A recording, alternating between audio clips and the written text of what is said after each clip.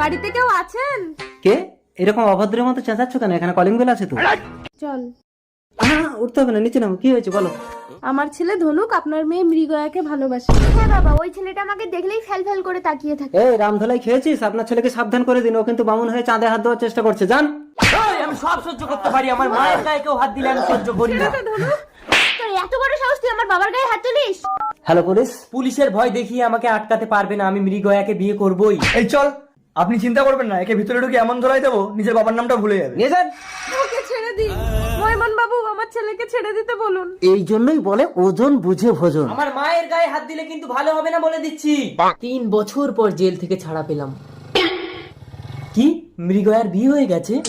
বশীকরণ মন্ত্র দিলে পরের বউ ছুটে চলে আসবে। তাই দিন বাবা। এই নে, তোকে তেল পড়া দিচ্ছি হাত পাত। তেল তেলানি জলে ভাসে, তেল মাখলে জগৎ হাসে। তেল মেখে দরবারে দিলাম পা, মৃগয়া তুই ধনুকের হয়ে যা। এবার